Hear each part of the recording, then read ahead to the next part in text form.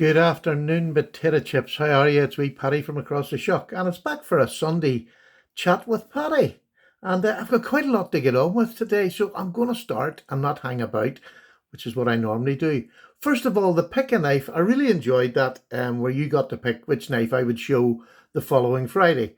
And I'm trying to get a structure to my, to my channel that I can follow and I can get into a rhythm, because I really am starting to get the passion back again. And now, not that it ever really went away, but for me to vocally get it out, I need that wee bit of passion, because that's my feeling. That's my feeling on the knife. So here we go.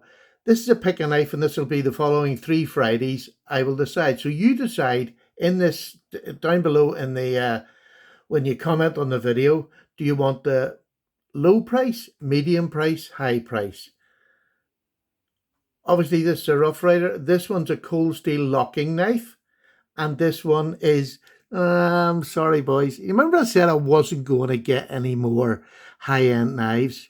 Well, I traded for this one. I didn't buy it. I traded one of my other high-end knives for this one. And that's the way my channel's going this weather. I like to trade and just get something else. So I have an absolute corker here. It's beautiful. But anyway, this is a lovely knife, and this is something I thought I'd never really have on my channel, but I have. So low, medium, high, down below, let me know which one you would like to see next Friday. So there we go. And I covered that Cold Steel one up because, as you know, Cold Steel have their name on the pictures and all on their boxes. So, right, what are we going to talk about today? First thing I'm going to say is I'm going to try to do some more videos which are not instructional, but they're just on different things. I went out and bought me an Acme Sonic thingy-madoofer for doing my knives, for doing my old knives that I have gathered up over years and have been too lazy to clean out. This is a great way to get me started. This will take most of the gunk out from around the pivots and the old rust off it. So I got one of these just to see what it's like. It was an expensive version, but it will do the job, I think. I haven't tried it yet, and I'm going to have a go at it this week. And then, once I've found out how it works best, I'm going to do a video on one of my old knives, putting it in, and how that cleaning process is helped by something like this. I got this for just over £20, so it's not a dear piece of apparatus. And I'm hoping that that's going to be good enough.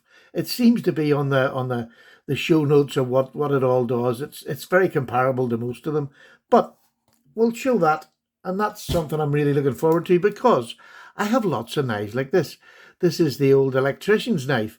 Now, this is not a great showing of a model, but I like it because it's used.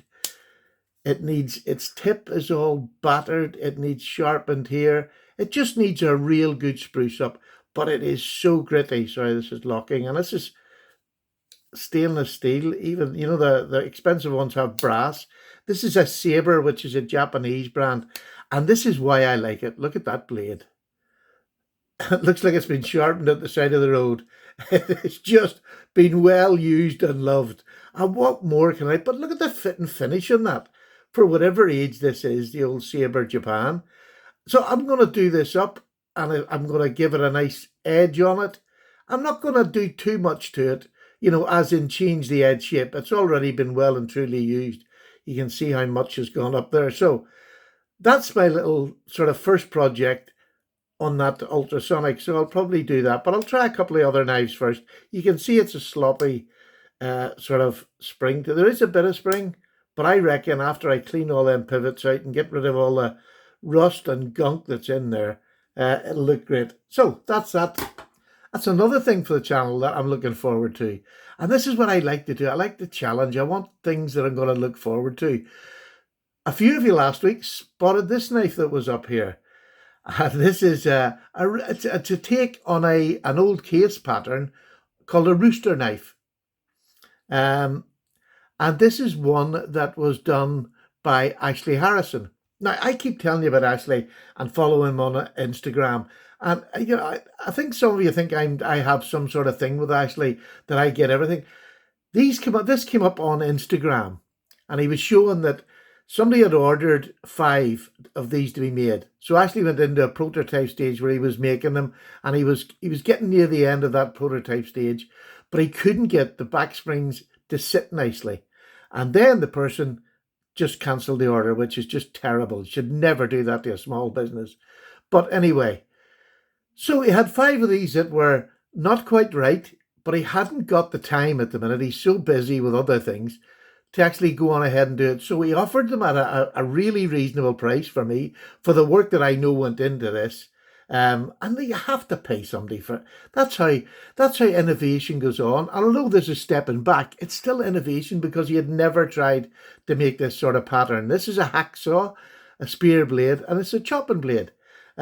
All to do with roosters. Now, I'm not going to do a review on this very soon, but I want to get my old books, which are all down the my whole life's down the caravan. I know it sounds terrible, but I need to get my old books up to do a bit of reading up on it, because I want to do a proper and full video on it. This is a fully working knife, absolutely. The only thing is, the little back spring, he couldn't get them to sit right at the top here so they were flush. And that is the only thing that's wrong with it. It's a fully functional knife, and I am so pleased to have it in my collection, because I'm not going to get anything else like that. It's just fantastic. For me, that's the joy. That's the joy of knife making, when you get a little rough diamond and there's a story to it, and I can go ahead and find the story and I'll give it in the channel. But like I said, Ashley had put these pictures of these up on Instagram, and my first thing with Ashley is always, any for sale? When he's making a batch, I always ring him, any for sale? Now, a lot of the times there isn't, but I've also got one coming from him, from another batch that he put up on Instagram, and I asked him, is there any left? He says, well, I've actually got one spare blade, I'll put a handle on it for you. Yippee! So that's coming this week. You will see that before you see this. But that's the look. You sometimes have to put a wee bit of work in and keep checking on the makers that you follow to get their stuff. Because when you go on order books, the likes of Ashley's just completely busy. He's running a complete company of making knives and getting being in charge of that whole sort of the small factory setting, and then he's doing his own work. So you just have to expect to wait. But waiting is, I don't know, it's the excitement. When it comes, it just blows my mind. And then when you get something like that completely out of the blue, had to borrow money off Sally, but I paid her back and it's fine now. So that's the sort of joy that keeps me going. That really does enthuse me. So what am I going to talk about today? What I'm going to talk about today, again, I love this format because I come into my office every Sunday any way that I can, and I'll sit down Sunday dinner time and I just think, I pick some knives out, and then I try to pick my way through a thought process about knives, because I'm actually looking for something to review for you. And, that's just a wee bit skew-whiffy. So what did I come up with this week? Well, look, I was looking at some of my older knives simply because I was going to use that ultrasonic, and this is one of my older knives. But it's not the knife I'm going to talk about. It's the blade shape. And this is where my head's maybe different than a lot of people. I am weird. Yes, I heard you. Yes, you know. So this is just a basic, it's an older knife, a spear point. And when you think of what knives started as, they started as how to, just using it to fix your pen to write with, which was a quill in the olden days. And that's where that sort of shape, it was a little small pen blade or, spear point, whatever you want to call it, a little sponge. And that was that shape for that reason. You wanted to do that. You could get a wee bit of fine work and you could take away the big bits. So knives sort of are invented out of necessity. So somebody finds a problem and then they get a knife and they try to solve that problem. So I was thinking the most modern name that's thrown about today is a modified Wharncliffe. And I thought, well, how do you get from a basic little pen blade up to a Wharncliffe? And that set off my weird thought process, because when you think about it, there's a sheep's foot, which was built as a knife. It's thicker at the top, thinner at the bottom. And that was for going into sheep's hooves or goats, whatever the people were using and they needed that little knife for.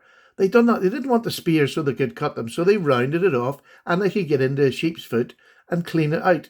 Any of your animals, you're working cattle, anything like that. So that's where that came from. And then for detailed work, people wanted to do more detailed work, whether it was in an office or leather workers. The perfect knife you can get. This again is the lamb's foot. This is the sheep's foot. Did I say lamb's foot? I hope I did. Anyway, I'm not changing it now.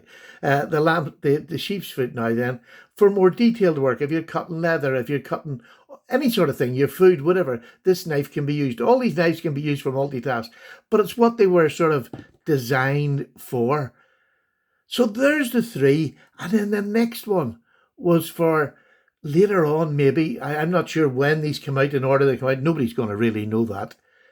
Then you had the Wharncliffe, which is a straight blade with a long swooping angle down to the blade, which is very much for detailed work. Very much for detailed work. But it's also a good stabby knife. And it's also a cutting knife. So, for whittling and things like that, where you can get in and do. And let's be honest, a lot of our forefathers would have sat on the step at night. There was no TV, so you sat and whittled. So they invented blades to do whatever task they had. And then they go to the blacksmith and say, here you are. Could you knock me up this shape? So this is where I believe, sorry, I forgot to turn my signals off. This is where I believe the invention of everything comes from, is probably these four blades, because everything sort of moved out. And I know you could throw the clip down there, but for this thing, I've kept it to these because I wanted to highlight the Wharncliffe. And there's a bit of not the Wharncliffe, David, for goodness sake, the reverse tanto. And these are the ones that you've got a little bit of reverse tanto in them all. So, and here's another, and it's an older knife, a Canadian belt knife. Now, I don't know whether you can see little bits of those in a Canadian belt knife. I can, and I can see that because that belly is, definitely the pen blade. Then you've got the swooping down to the edge. So, I mean, to me, that is definitely a knife that can be brought into that reverse tanto. So these are older knives and older blade patterns, all done for driven purpose reasons. And then you come along to the modern day, and the daddy of them all is the Benchmade 940, my favourite locking folder, because it's just a multi-tool. It's a great tool for doing any task, and it has little bits of all of these in that blade shape. It really has got all, and I'm going to put that up there. You can see all the different blade shapes that's in there. You've got a long straight part, you've got a bit of a belly, you have the swooping down, you have that different shape on the top. So this was a modern day interpretation of all them knives put into one knife, which will give you a belly, a straight edge, a point, a drop where you can get your hand down and do some work. To me, this is where this was born. This knife was born, which, let's be honest, this knife has caused more debate of likes and don't likes throughout the knife community for years and years and years. But it's been going for over 20 years. Do you know what I mean? This is a fantastic working knife. Good, maybe at nothing great, but really, really good at most tasks that you give it. And it can cover a lot of tasks. So that's us up to the sort of modern day era, coming from these older pattern knives. The next thing is you got now, this is a modern folder. This is not a modern folder, but it's a modern slip joint. And this is this one. This is the Northwoods, which is the expensive, more difficult to get by far than a GEC. And they're pretty hard to get. This is the only Northwoods I've got from GEC. I have one that was made by Queen, but I've got this. And look at that shape. And you can put so many of them shapes. The lamb's foot is where it's rounded. The sheep's foot where it drops down. The Wharncliffe where, sorry, I've got this. It's so bad. The Wharncliffe where it comes down and that straight edge. So this was called, jokingly by Northwood fans as the Bonecliffe, because this was Derek Bone's design. And I just think that's a great name. It's another knife that's just got a name from nowhere. So there's a modern day interpretation and another modern day interpretation, and probably the most like the 940, which was so controversial, but yet an amazing work knife and multi-tool, is Lionsteel Collector Knives. Mike Natham designed this one. Look at that. That is a 940 in a smaller, more modern day, but yet it's got a higher grind compared to the knife size. If you see that, it's got a higher grind, so you got a slicier knife than the 940, but it's got the same sort of shapes and wedges. And this to me is such a pocketable knife. You can take this one apart, it's screwed, so it's modern. Yeah, and and this, it's a slip joint, by the way, as well. So it's an absolutely perfect. And you know what Lionsteel are like? Their half stop, their walk and talk is unbelievable for a modern knife. I just think it is fantastic. So there you've got that one. And I'm going to come to the last one now, which, this is a real modern take on a lot of these, but it's put in. I've recently just done the full review on this, and it's a knife that I truly love. This is a modern made knife in a traditional way and given a traditional or a more traditional blade shape. And this is this one from Valtieri Ballestori. Look at that. Again, that shape. This is nearly now separating from these, very much the 940. And I don't know whether these makers ever had that thought process. I don't believe Valtieri would have had, but it is a knife that can do so much. But the only thing missing on this one is a little bit of belly. But it is a great modern interpretation of these older patterns that were out there. And there lies there lies my thing. People ask Paddy, why are you so, why have you got this passion for traditional knives? I've got this passion for traditional knives because I can come into my room, and once you build up your collection, you can start to see where the modern knife world gets their blade designs from, and it's all from traditional knives, but yet they're putting them into titanium handle things. That didn't do it for me. I tried it, and for those that do it, happy days. You do whatever you like, and I keep saying it's your money. You buy what you want, and you have to do that. But I just find that when you look back in the history of it, there's more to it, because knives were made as a functional tool, and they were classed as a functional tool. We in the knife community have a section that love this side of the functional tool. All right, maybe made modern now by GEC, by Rough Rider. This is a Rough Rider, a spectacular little knife for 20 odd pound. Absolutely spectacular. So it doesn't. When you're in the traditional market, the price isn't necessarily anything to do with what you're getting or why you're buying that knife. It's just, can it cut and can I resharpen it? And that's it. Does it have to be perfect like a £500 knife? No, it doesn't have to be as perfect as them. But when you're getting up into the £200 mark, you expect perfection, you expect the extras. And that's what you get with your custom knives. This new custom knife I've got, although quite plain, there's one part of it that just blew me away at the workmanship that this man put into it. And it's nothing over fancy that you would call, but that's where my passion is, being able to come in on a Sunday, stick a knife down. I started with this one because I was going to, this afternoon, do the ultrasonic, but I can't because I've got kids coming. So I started with that, and then I just went, and I ended up with a 940. How cool is that? How cool is that? Where you can sort of see where that conception of that knife came from in traditional knives. So again, I keep encouraging people, yeah, you can like your modern knives and that.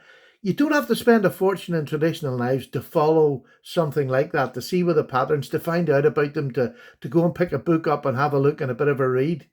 And it really is, when you've got, there's two modern knives, one made in the traditional way. Oh, come out of there. One made in the traditional way and one made in the modern way, but both have a blade shape that is so polarizing. It, in the modern day knife world, it's so polarizing. But the good point is, it makes you talk, it makes you think, it makes you just look. We all know I get excited easily, but this one thing that led from this knife is exactly why I like traditional knives. It's nothing to do with price. It's nothing to do with the materials, because there's all different materials: wood, bone, micarta, G10, and then aluminium, because that is my favorite working knife. So there you go. What did you think of that? Could you see where the 940, where that blade was sort of put together from modern day or traditional knives, old knife patterns that are maybe not used as much now, but they're still so effective when you've got a specific job? That's my joy in them. I mean, modern knives are just for cutting. Most of them have a belly. Most of them, are thin behind the edge, and they're made by the same material. I couldn't get my. It wasn't enough to hold me, and I think I was always destined to come back to this. Probably since I got my first GEC, and that opened my eyes up that you could have a really good working knife that was a slip joint, because all the ones I'd had was from memory of my childhood. But there you go. Let me know what you think down below. Don't forget, low, medium, high, which, each week they'll come out. Whatever you decide, I will do them videos on the Friday.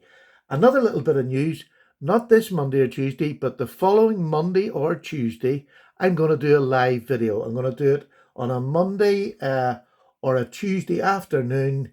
Well, maybe about 6 o'clock-ish is a great time. It means that they're getting up sort of, about 6 o'clock-ish, maybe 6 to 7 on a Monday night or a Tuesday night. I haven't decided which one, and it will probably be either or. But I'm going to do that. I'd love you to come along. It'll not be a face-on. But if you have any questions that you would like me to cover for you on the Monday Night Live, rather than me trying to keep up with the Instagram feeds, go at the back. Old age is supposed to be bloody fun.